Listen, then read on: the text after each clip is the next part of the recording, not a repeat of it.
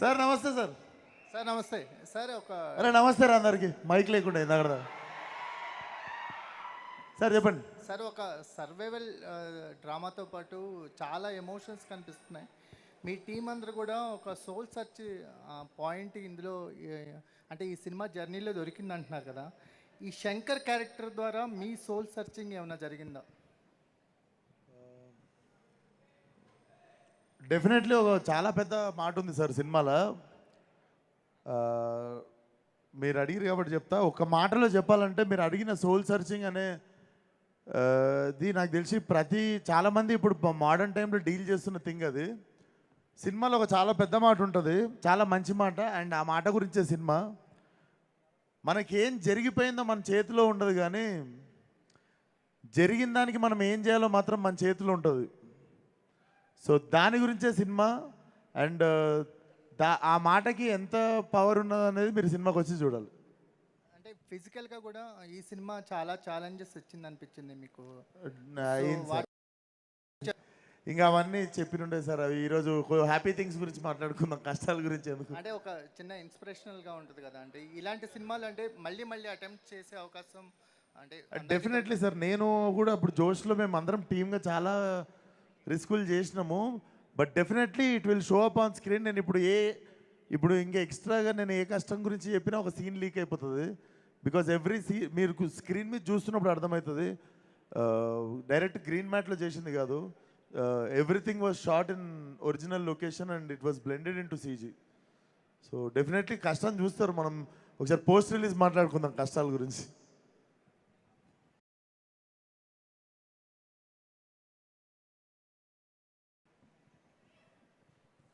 Vishwak bro, hi hi.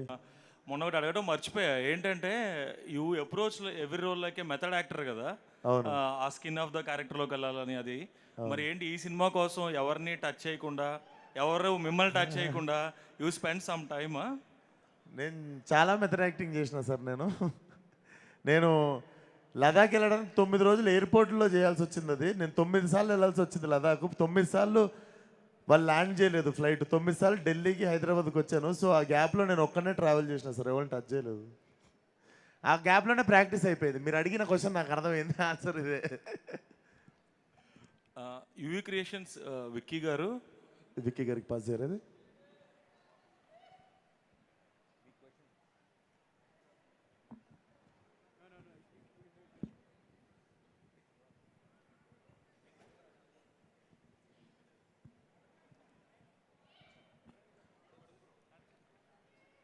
Hello sir, అడగండి. అంటే ఈ సినిమా ప్రొడక్షన్ పైప్ లైన్లో ఉన్నప్పుడు ఎంతమంది ఇంట్రెస్ట్ చూపించారో తెలియదు, కానీ మీరు అబౌట్ వచ్చి ఈ సినిమాని రిలీజ్ చేద్దాం అనుకోవడం అంటే ఈ సినిమాకి చాలా పెద్ద ప్లస్ అయింది. అసలు మీరు ఈ ట్రైలర్ చూసి ఈ సినిమా తీసుకుందాం రిలీజ్ చేద్దాం అని మీరు ఎందుకు అనుకున్నారు?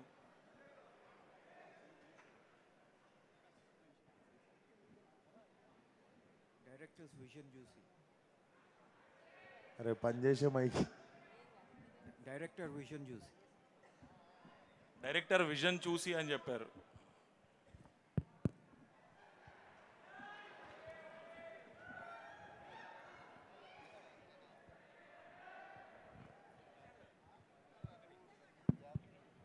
యా విశ్వక్ గారు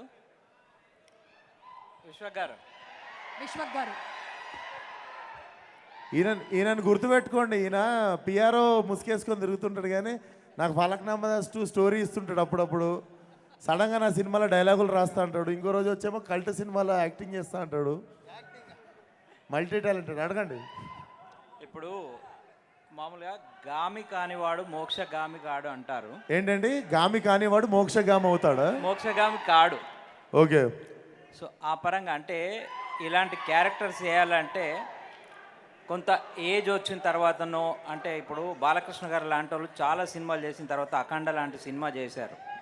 మీకు ఒక ఎర్లీ ఏజ్లో, అది కూడా చాలా చిన్న వయసులో ఈ క్యారెక్టర్ రావడం, ఈ క్యారెక్టర్ పర్సనల్గా మీకేం నేర్పింది? అంటే జీవితం గురించి కానీ లైఫ్ ఫిలాసఫీ కానీ దీని నుంచి మీరు ఏం నేర్చుకున్నారు? గామి నుంచి నేర్చుకుంది ఒకటే సార్, చాలా మంది చెప్పిన మాటనే never give up. Basically life ఎక్కడ ఆగిపోదు, మనం ఆగిపోయింది అనుకొని ఏదో ఫీల్ అవుతుంటాం, కానీ ప్రతిసారి రీస్టార్ట్ చేయడానికి to come over again and to not give up మనకు 1000 రీజన్స్ ఉంటాయి, మనం ఎత్తుక్కోము అవంతే. సో యా, అండ్ అది మా డైరెక్టర్ నుండి చూసినా కూడా మీకు అర్థమవుతుంది, ఒకటే పట్టుదలగా 9 సంవత్సరాలు ఒక సినిమాని పట్టుకోవడంలో. Yeah. Director Vidyadhar.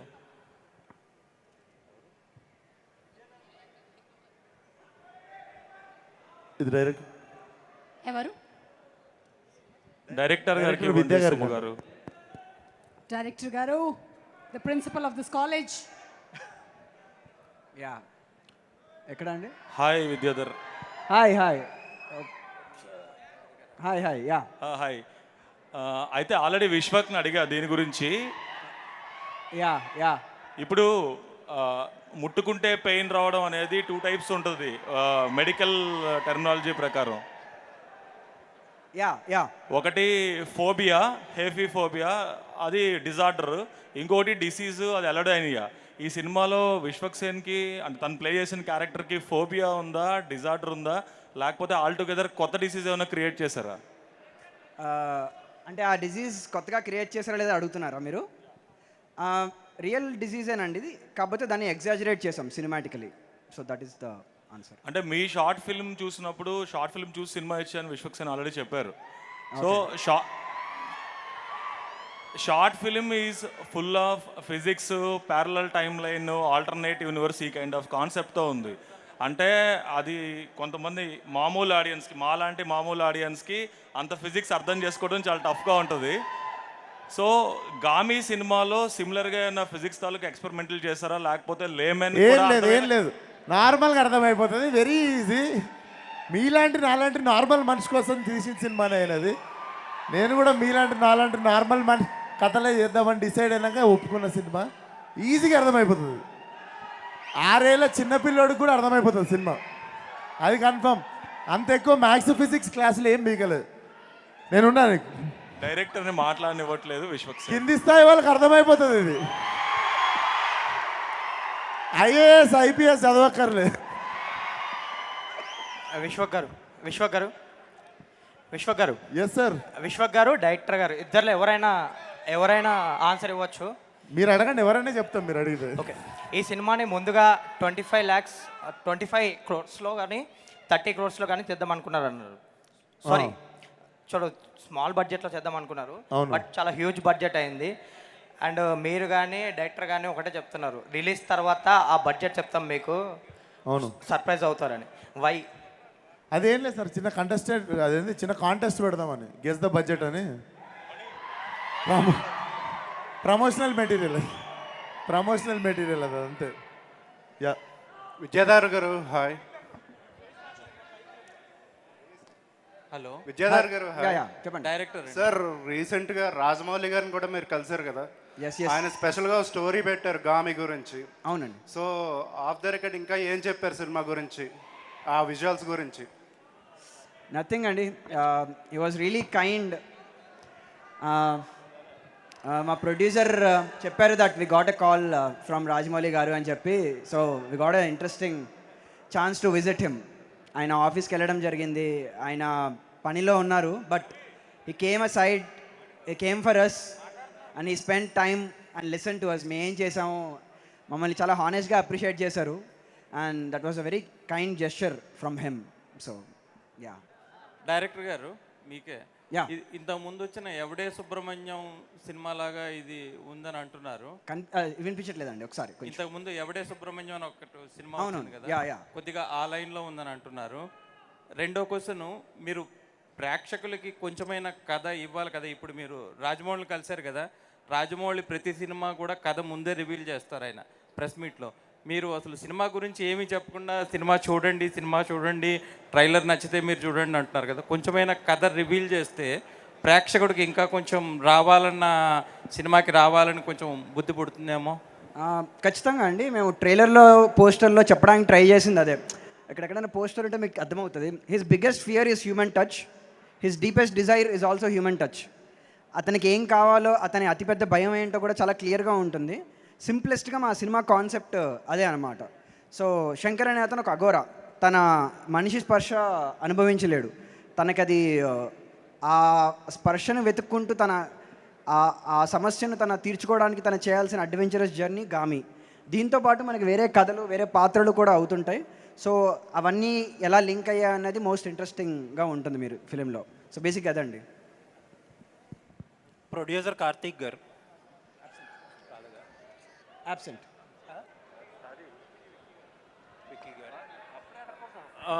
UV Vicky గారు చెప్పొచ్చు.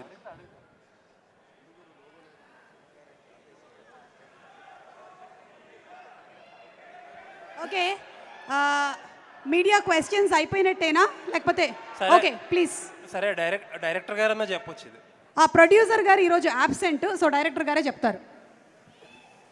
Yeah sorry. యాక్చువల్లీ ఇండస్ట్రీలో ఏదన్నా ఒక సినిమా బడ్జెట్ గురించి మాట్లాడితే సినిమా తీసిన వర్కింగ్ డేస్ బట్టి కానీ, లేకపోతే అది రిలీజ్ అయిన టైం బట్టి కానీ, లేకపోతే ద అమౌంట్ ఆఫ్ విఎఫ్ఎక్స్ ఆ సినిమాలో ఉన్నదాన్ని బట్టి కానీ ఒక ఐడియా వస్తుంది. ఇది ఎంత ఎక్కువ అయితే ఆ సినిమా బడ్జెట్ అంత పెరుగుతూ ఉంటుంది. సో మీ సినిమాకి నిన్న విశ్వక్ గారు ఒక మాట చెప్తూ almost 40% of the budget VFX అన్నారు. ఆబ్వియస్లీ అంటే విఎఫ్ఎక్స్ చాలా ఎక్కువ పార్ట్ ఉందని అర్థం. ఇంకొకటి 5-6 ఇయర్స్ తీశారు మీరు. బట్ నిన్న ఒక ఇంటర్వ్యూలో ప్రొడ్యూసర్ గారు మాట్లాడుతూ ఆయన ఏమంటారంటే, ఈ సినిమా థియేటర్లో పర్ఫామ్ చెయ్యకపోయినా ఒకవేళ ఓటీటీ రైట్స్తోనే మొత్తం రికవర్ అయిపోతుంది అన్నారు. అంటే రెండు అన్రియల్ స్టేట్మెంట్స్లో ఉన్నాయి. బై నార్మల్ ఇండస్ట్రీ లాంగ్వేజ్లో ఏంటంటే మీ బడ్జెట్ చాలా ఎక్కువ అవ్వాలి, but at the same time OTT రైట్స్తోనే రికవర్ అవ్వాలంటే ఇట్స్ నాట్ పాసిబుల్ కదా. ఈ రెండు ఏం కాంట్రాస్టింగ్గా ఉన్నాయి స్టేట్మెంట్స్. ఐ థింక్ మా ప్రొడ్యూసర్ స్టేట్మెంట్స్ కొంచెం మిస్ఇంటర్ప్రిట్ అయినట్టున్నాయి. But I don't know what is the context. నేను వినలేదు ఆ ఇంటర్వ్యూ ఏదో, మరి maybe some misquote might have happened. But that side అండి, బడ్జెట్స్ ఇవన్నీ these are all business information కదండి. So cinema is more than that. It's so right now I think it's better we discuss more about the story or how the film is working and all. So we can leave the business information for the business people, and it's for investors and the business people related. So let's treat cinema like a pure emotion.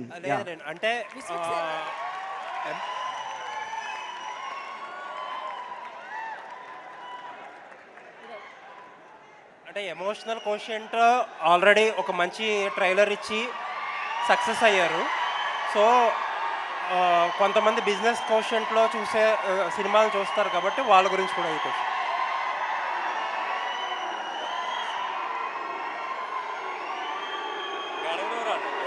Anyways all the best. Vishwaksen గారు, hi bro. Hi bro.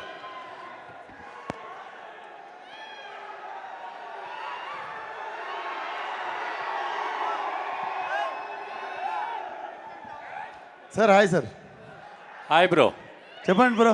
మిమ్మల్ని గోదావరి యాసలో ఒక question అడుగుదాం అనుకుంటున్నా. అడిగండి. Kings of Godavari వస్తుంది కదా, gangs. Yeah, నాన్నగారు ప్రజారాజ్యం పార్టీలో ఫేవర్గా ఉన్నారు అప్పట్లో.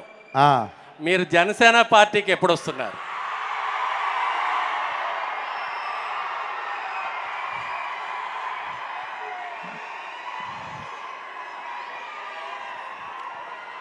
నేను డొనాల్డ్ ట్రంప్కి పెద్ద ఫ్యాన్ సార్. నేను Donald Trump fans association president నేను. సో డొనాల్డ్ ట్రంప్ పాలిటిక్స్కి వచ్చినప్పటికీ చాలామంది రాలేదు ఇక్కడ. నేను నిజాయితీగా అక్కడ ఉండిపోతున్నా. అమెరికాకి వెళ్ళినప్పుడు ఓటేస్తున్నప్పుడు చెప్తాం మీకు. డన్. విశ్వక్సేన్ గారు ఇక్కడ వినిపిస్తుందని మేడం చూసుకోవాలి, చెప్పండి.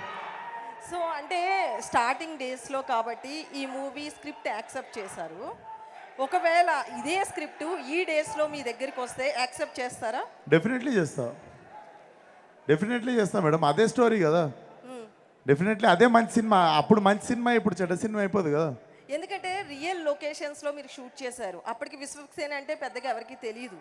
సో మీరు రియల్ లొకేషన్లో షూట్ చేస్తున్నప్పుడు అఘోరా అనుకుని రియల్గానే మీకు బెగ్గర్ అనుకుని కాదు మేడం. హిమాలయాలో ఇప్పుడు కూడా నన్ను ఎవడు గుర్తుపడతాడు?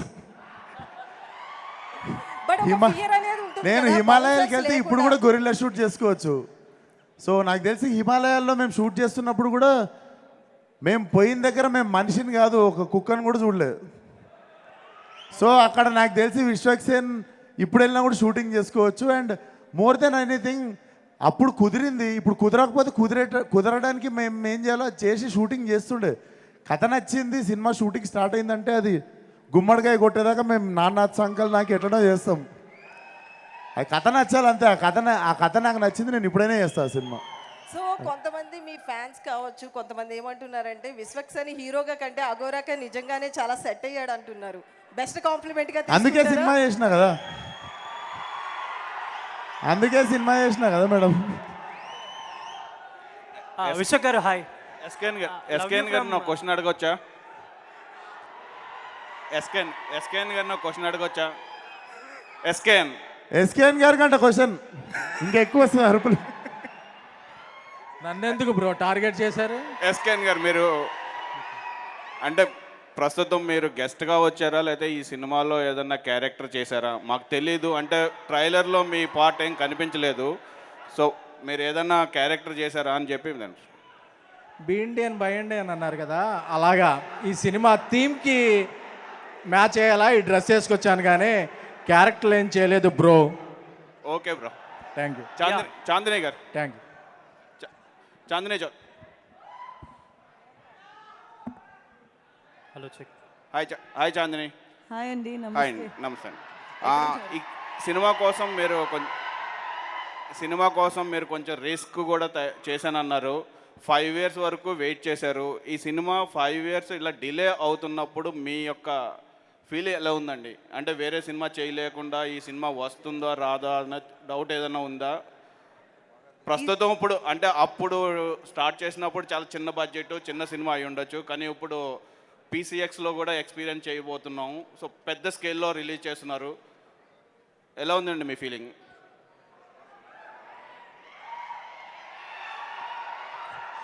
ఈ సినిమా 2019లో షూట్ స్టార్ట్ అయినా సరే it extended for couple of years.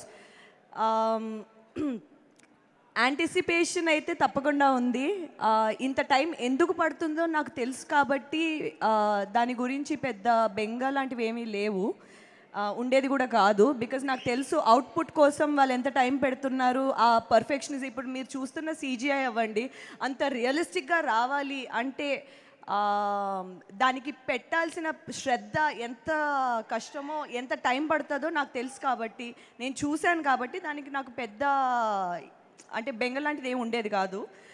Real లొకేషన్స్లో shoot చేయడం వల్ల చాలా వెదర్ కండిషన్స్, న్యాచురల్ లైట్ అదంతా యూజ్ చేయడం వల్ల టైం పడుతుందనే విషయం కూడా నాకు తెలుసు.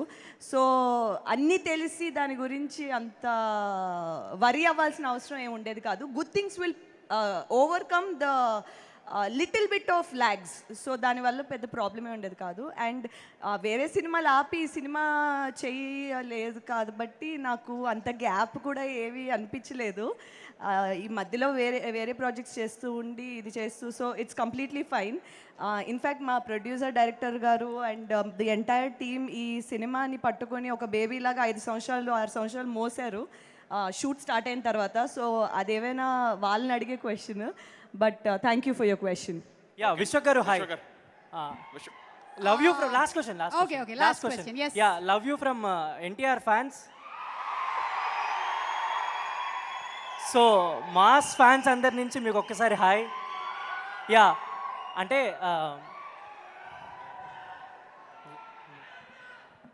అండ్ ఈ మూవీ చేసేటప్పుడు జై NTR. యా అన్న, ఈ మూవీ చేసేటప్పుడు జనరల్లీ ఏ ఫిలిం చేస్తున్నా ఇంట్లో వాళ్ళకి చెప్పి చేస్తుంటాం కదా, ఈ మూవీ చేస్తున్నాం, ఈ షూట్ చేస్తున్నాం అని. రాజు గారికి కానీ మదర్ అంటే మీ మామ్కి కానీ ఈ షూట్ జరిగేటప్పుడు మీరు చాలా ప్లేసెస్కి వెళ్ళారు, కొంచెం డెప్త్ అవన్నీ ఎక్కువ ఉన్నాయి, ఐస్ వాటర్ అని. వాళ్ళకి ఏమన్నా అబద్ధాలు ఏమైనా చెప్పారా ఈ మూవీ షూట్ టైంలో?